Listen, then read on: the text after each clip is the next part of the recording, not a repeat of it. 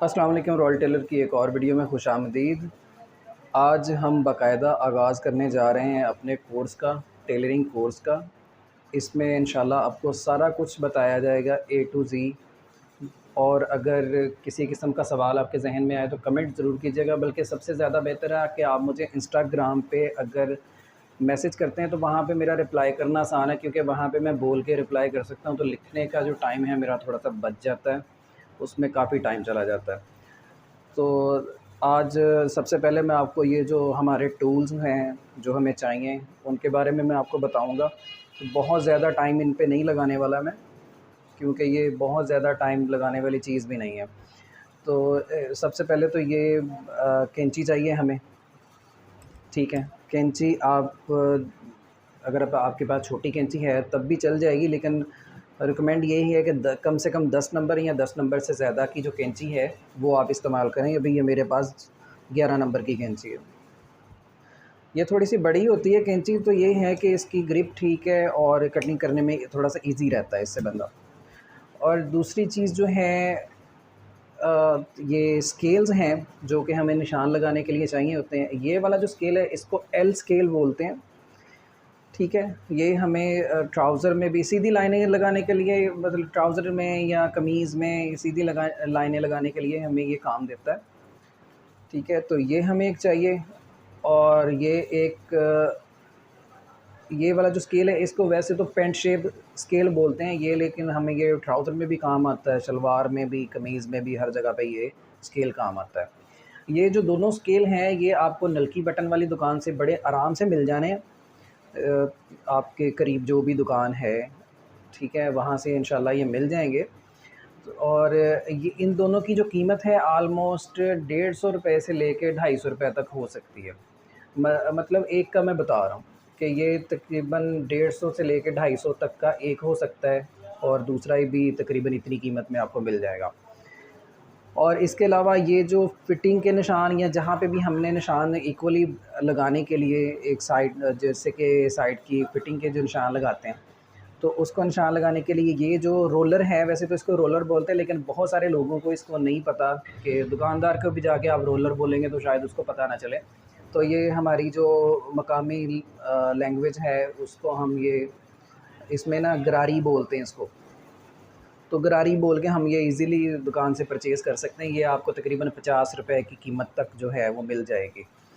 और ये है चॉक्स। वैसे तो ये पीसेस में है, ये थोड़ा बड़ा चॉक होता है। ये मेरे पास टूट गया था, लेकिन बहरहाल ये इंट्रोडक्शन के लिए मैंने रखा हुआ है। तो ये चॉक्स हैं, इसमें ब्लू कलर, येलो कलर और रेड कलर आता है। तो आप अपने हिसाब से, कपड़ों के हिसाब से ये कलर जो है वो उनके ऊपर कलर चेंज कर लेते हैं ताकि वो निशान लगा हुआ हमें दिख जाए। और ये जो चॉक है इसको आपने, जो सिंपल वाला चॉक है थोड़ा सा सस्ता मिल जाता है, वो वाला नहीं लेना, क्योंकि उससे ये होता है उस वाले चॉक से कि ईज़िली निशान नहीं लगता, ईज़िली उससे निशान नहीं लगता। और वो वाला हाथ में भी बड़ा उस फैलता है, बहुत ज़्यादा उंगलियों के साथ चिपक जाता है उसका कलर। तो वो बहुत ज़्यादा वो अच्छे वाला चाक नहीं है, वो उसको आप यूज़ ना करें। ये वाला जो चाक है ये तकरीबन 90 से 100 रुपए का चाक आएगा। तकरीबन इतना सा साइज़ होता है उसका, छोटा सा साइज़ होता है, ठीक है।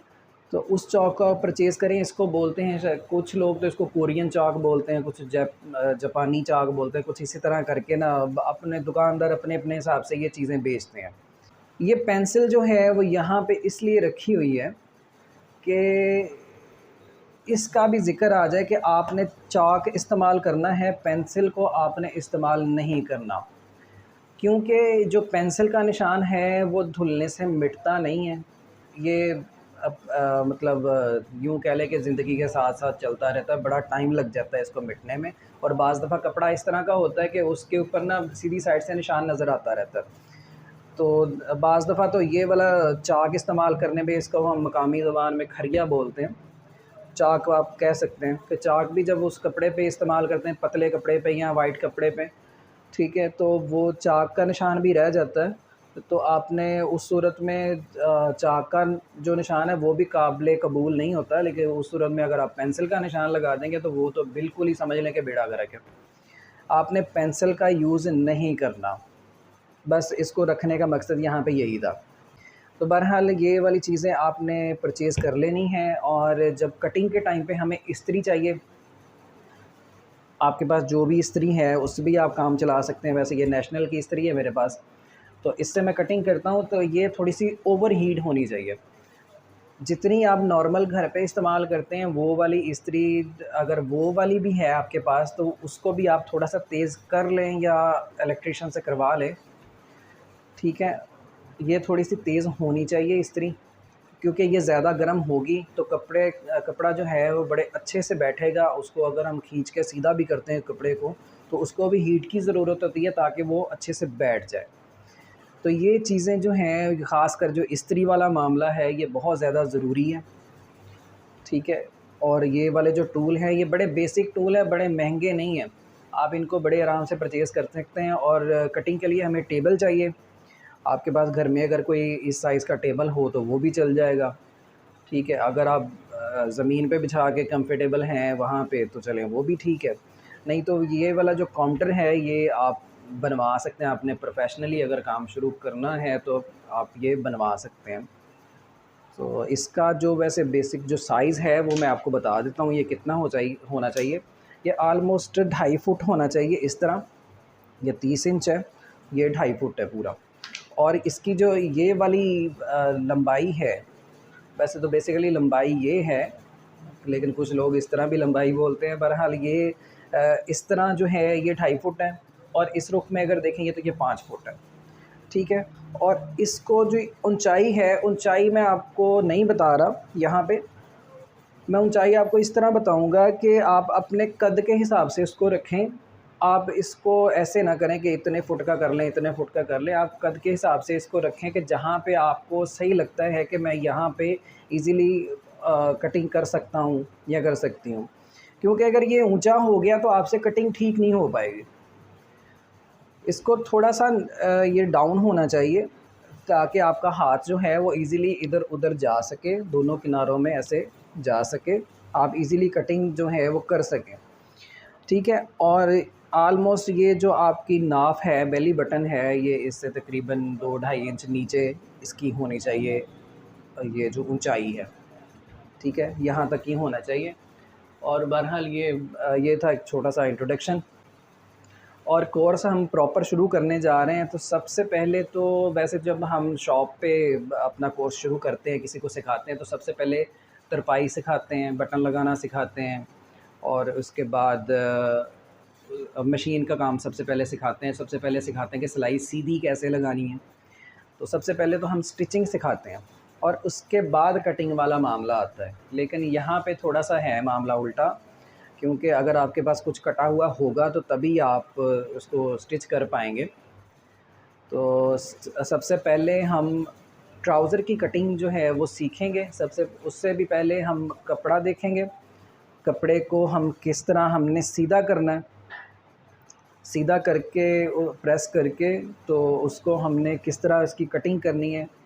तो ये सारी चीज़ें सबसे पहले हम सीखेंगे। उससे भी पहले मैं आपको सिखाऊँगा साइज़ लेना, ट्राउज़र का साइज़ किस तरह से लेते हैं। तो ये मैं चीज़ें हटा लेता हूँ, तो इसके बाद मैं आपको ट्राउज़र जो है वो उसकी साइज़ लेना, उसकी पैमाइश लेना ट्राउज़र से। अभी मैं आपको जिस्म का साइज़ नहीं बताऊँगा, यूँ समझ लें कि वो एक एडवांस लेवल है, उस पे हम बाद में बात करेंगे, ठीक है। वो बात जब आप थोड़ा-सा सीख जाएँगे। मुझे कमेंट में लोगों ने बताया है कि कुछ लोग जो हैं वो बना लेते हैं, कुछ ना कुछ काम कर लेते हैं। किसी ने बताया वो शलवार बना लेते हैं, ट्राउज़र या कुर्ता बना लेते हैं सिंपल वाला। तो ये इंशाल्लाह ये बेसिक से लेके एडवांस लेवल तक ये सारा कुछ आपको सीखने को मिलेगा, ठीक है। स्टेप बाय स्टेप मैं आपको सारा कुछ सिखाऊँगा। सबसे पहले तो मैं आपको सिखाऊँगा, अभी हम इसकी मेज़रमेंट करेंगे कपड़े से। जो ट्राउज़र एक बना हुआ है उससे हम साइज़ करेंगे। उस साइज़ को मैं आपको लिखना सिखाऊँगा। लिख के फिर हम कपड़ा सीधा करेंगे, उसके बाद ट्राउज़र की कटिंग करेंगे और ट्राउज़र की स्टिचिंग करेंगे, ठीक है। तो ये सारी चीज़ें सबसे पहले हम सीखेंगे, उसके बाद हम कमीज़ वाली साइड पे आएँगे। ये था हमारे टूल्स का इंट्रोडक्शन। इसके बाद जो मैं वीडियो अपलोड करूँगा उसमें होगा मेजरमेंट्स, कि हमने ट्राउज़र की प्रॉपर मेजरमेंट्स किस तरह लेनी है। और उसके बाद इंशाल्लाह हम कटिंग और स्टिचिंग वाली साइड पे जाएँगे। वीडियो देखने का बहुत शुक्रिया। अगली वीडियो का इंतज़ार कीजिएगा, बड़ी जल्दी आएगी। अल्लाह हाफ़िज़।